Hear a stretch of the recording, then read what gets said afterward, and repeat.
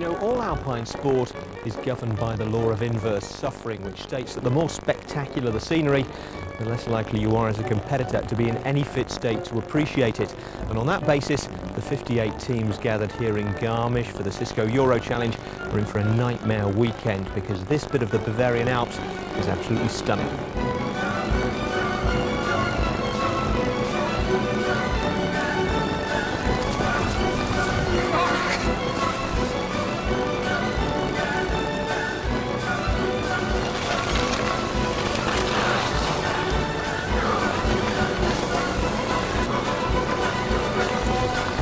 It's hard. Really? Come on. The burn. Not so nice.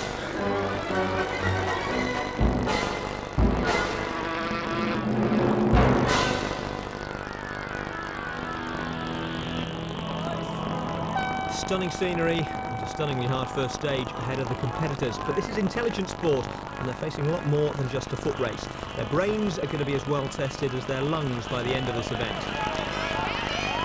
Particularly well equipped in both areas are the British team Airbus, one of the first to digest the stage instructions and get the circulation going on the long climb into the mountains. Stage 1 is a kind of cross-country fantasy football, with competitors aiming to build the best team they can by collecting players from various checkpoints hidden in the mountains. We can get 2 for top edge. Highest value players, of course, must be found in the highest and hardest places to reach. So only the best teams have the chance of building a Champions League outfit in the 2.5-hour time limit. And Scania of Sweden are one of the few with the leg power to do it. They're all top-class orienteers, and they're showing more speed than the fast starters Airbus in the early stages. These two teams battled it out for the title in last year's event, and it was the Swedes who came out on top. Last year you sneaked up and surprised a few people. This year you're defending champions, so presumably everybody's going to be watching you. Yeah, I think so too, but I think we can handle it. So are you confident you can defend your title? Yeah, we hope so. We have a good team this year. Maybe not as good as last year, I don't know, but we're strong and fast and clever. Clever maybe, but not too sharp to make a mistake in the first few minutes and take the wrong route up the mountain. Airbus are just a few steps behind, and they can learn from Scania's mistake here. Airbus are led by adventure racer Tom Gibbs, their unquestioned leader and master map reader, hoping not only to win this event, but also take the series at the World Team Challenge in Valencia later this year. We don't know too much about the other teams here, apart from some of the guys who competed last year, like Scania. So, I mean, they're the defending champions, so they've got to be favourites. But otherwise, I mean, we're going to give it a good go. Our main goal is to get the first British qualifying place, first of all, and then hopefully see if we can do a bit better than that. There's obviously the usual balance, isn't there, between the physical and the mental. The stages have all got an element of strategy or puzzle solving, etc. in them. There's nothing that's just like a straight orienteering course, which I think is probably good for us. Okay, wait to roll here. Wait to roll here, guys. Come on here. Yeah, okay. Okay, guys, cheers. Paris, then you got 1 arm. 2-point penalty for being a clever dick. Other teams are less interested in spelling than selection. We don't want Beckham, do we? We're Bolton fans here. Sorry lads, but mysteriously no Bolton players made the Challenger World European Dream Team.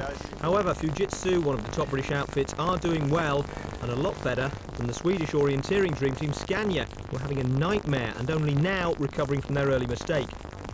Of course, the better the team you collect, the more time bonus you get knocked off your final stage time, and the defending champions have wasted valuable minutes here. We're pretty good at running and also good at running up and downhill, so our strategy on the first stage is we try to take all the bonuses. We go for them all, and we'll see when we get the map if we can make it or not. It's an ambitious strategy, and one that might now have to change as they climb higher into the hills.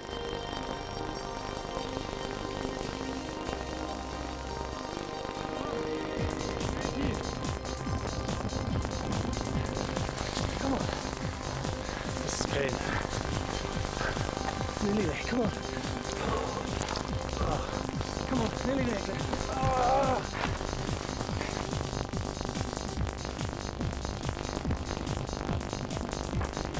Tom Gibbs' Airbus are finding the terrain harder than expected, and the team have revised their strategy, heading back to the finish with 30 minutes less than the maximum possible bonus, but vitally within the time limit, and so avoiding penalties. Their fellow Brits Fujitsu have also come back early. Yeah, this guy's going well. It's going downhill all right. It's the uphill that's a bit of an issue. In with a pretty similar time to Airbus. How did you do for points? The same. That's a very satisfactory result, I think, because the Swedish boys are behind us. Yeah, but they might be going forward then. In which case they'll fail. You don't think it's doable? I don't know. I don't think so.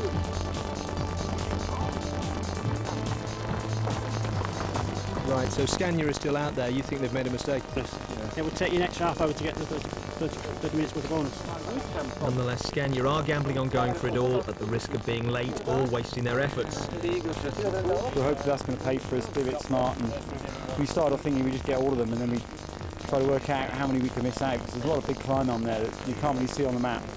So, you know, 100 metre climb, that's like 5-10 minutes.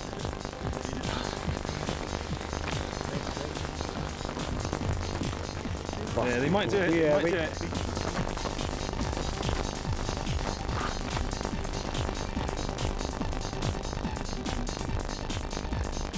After an incredible run, Scania come in with 10 minutes to spare on the time limit, and they're the only team to collect the maximum time bonus. It was very tough.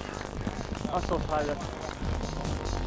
An impressive display, completely pointless. Collecting the last bonus gained them 30 minutes, but it took them just as long to get it, and with their early errors taken into account, they are only 4th after stage 1. And you sold Beckham cheap, that's disgraceful. Yeah, we saw him first. You sold him first? Yeah, we needed a good penalty shooter at the last, and then everybody in the choir said, get rid of Beckham. So, and then we saved the best player, Fredrik Ljungberg, to last. No national bias at all then? No. Not seeming too disappointed at 4th, but there's more bad news to come for the defending champions. After failing to press in their wristband properly at one of the checkpoints, a basic error, they end up with another 30 minutes less than expected. And with the times corrected, they drop another position and aren't even the leading Swedish team now.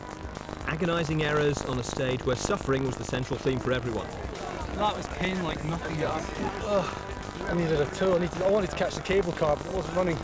Not exactly in the spirit of the competition, but it's been a tough first stage, and one entrant ends up being flown out directly to hospital. Heat exhaustion, hill exhaustion and dehydration, putting an end to the event for her.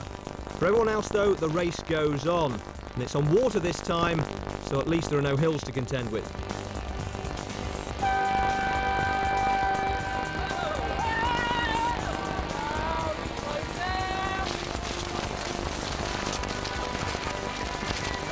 This stage begins with a dash to the boats, interrupted only by a code-breaking session, a problem which must be cracked before teams can have a pass to collect their canoe. Cisco. Just 4 seconds behind Airbus after stage 1, the Bolton fans of Fujitsu are technically in the lead as they collect their pass. There's a long way to go though. Okay, yeah. Right, have we got everything? Let's go. Hey, you got a hand? Oh, you can do it.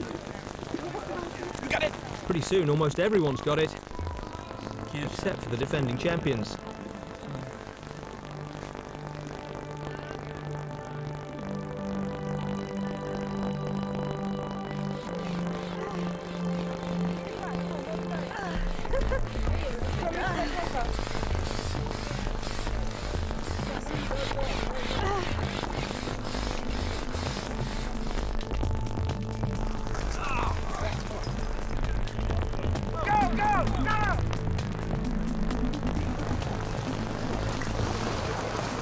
It would have been a lot quicker for Scania if they'd realised the answer was a sponsor's logo written on one of the banners just a few feet in front of them.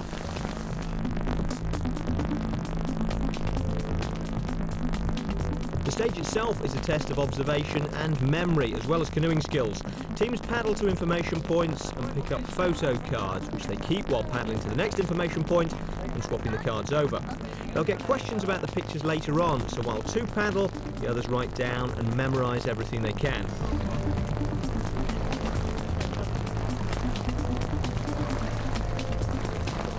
There's not a lot of time to do all this, so when you're done memorising, you lend a hand with the paddling, quite literally in the case of the event leader's Airbus.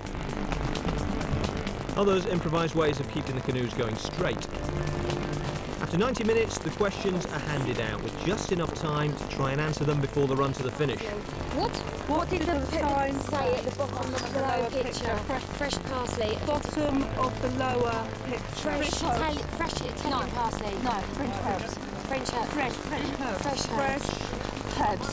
That all it How much says. did the fresh parsley cost? No, hold on. 50p. No, fresh Italian parsley. Hold on. Fresh parsley is 50p. Another one. Come on, another one. Come on.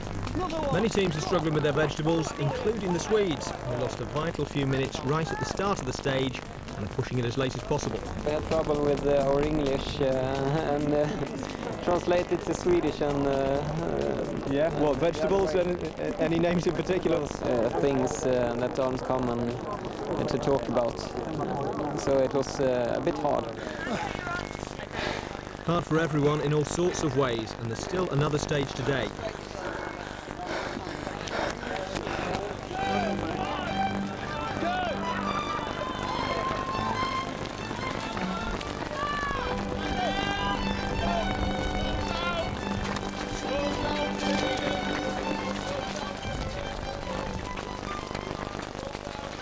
Stage 2 is a logic stage, body stretching and mind bending on the menu for everyone. Many of them, though, struggle to get to the puzzles, let alone answer them. Okay. Fortunately, you, the viewer, don't have to move a muscle to test your Challenger World potential, except perhaps for fetching a pen and paper. You've got around 10 minutes to find the missing letter in this sequence, which, by the way, will have a huge bearing on the final winner of the event. Airbus will have to solve it too if they want to make the best of the gap they've opened up on their rivals Fujitsu. For that stage, we needed our brains man, and he's the one we'd left out. So we struggled a bit with the puzzles. So you lack the brains in advance to pick the man with the brains. Is this the last test come out? So at the end of day 1 and after 3 stages, Airbus have opened up a 30-minute lead. After the break, we'll have the final 2 stages, where Airbus finally slip up and threaten to throw it all away. Things are about to get a lot tougher for the leaders, tying themselves up in knots. This is a nightmare. And creating a situation they'll have to disentangle themselves from in a downhill race against Fujitsu and the resurgent reigning champion Scania. All the way to the finish at the Olympic Stadium in Garmisch. Final dive for the line.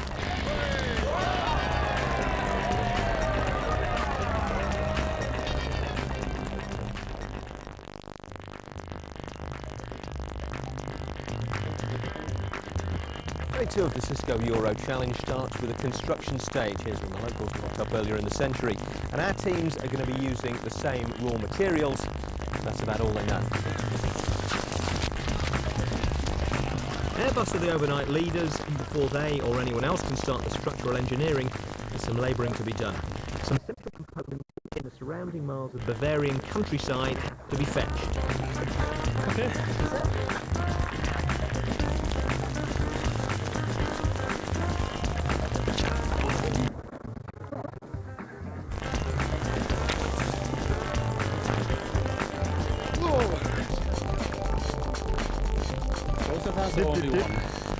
Is that it? Yeah, that's perfect. Thank you, Chris.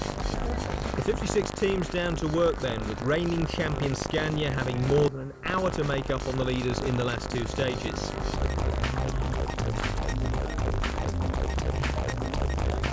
Fortunately for them, Scania proved to be pretty good at the business of using poles, ropes and water to find a way of a ping-pong ball from a cup, while avoiding technical and safety penalties from the strict and eagle-eyed marshals.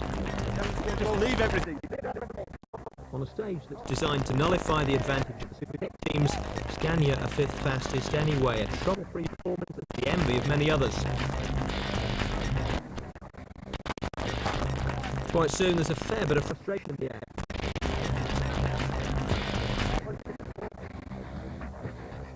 And Airbus, surprisingly, are doing the most. Excuse me, do I have to wear gloves just standing here doing nothing? The compulsory wearing 15-minute penalties for any infractions. It's easy to forget when things get difficult and the teamwork starts to get a little heated. Tie it on. Tie it on. Tie it on. Tie it on. You're going to slack in the middle now. This is a nightmare.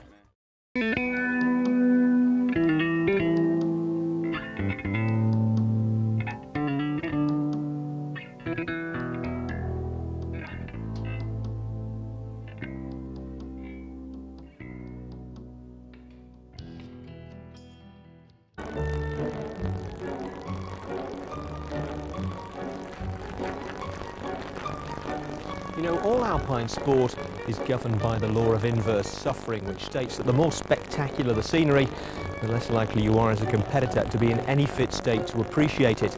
And on that basis, the 58 teams gathered here in Garmisch for the Cisco Euro Challenge are in for a nightmare weekend, because this bit of the Bavarian Alps is absolutely stunning.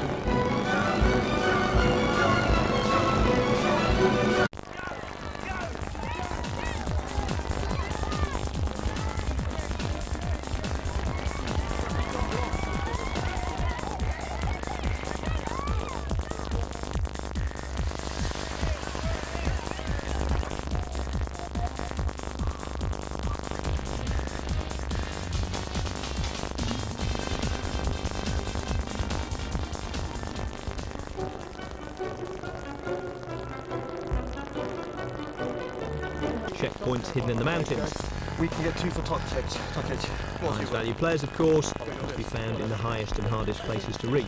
So only the best teams have the chance of building a Champions League outfit in the 2.5-hour time limit. The Scania of Sweden are one of the few with the leg power to do it. They're all top-class orienteers, and they're showing more speed than the fast starters Airbus in the early stages.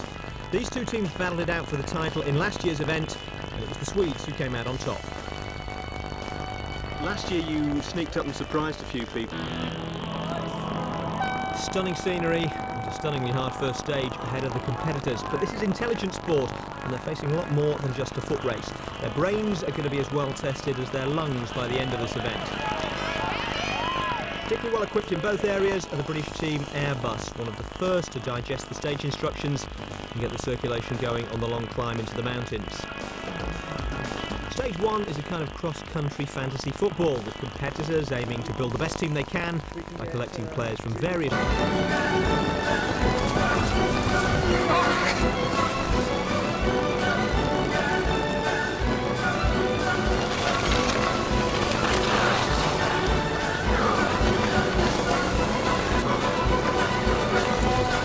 That is hard. Come on. The burn. Not so nice.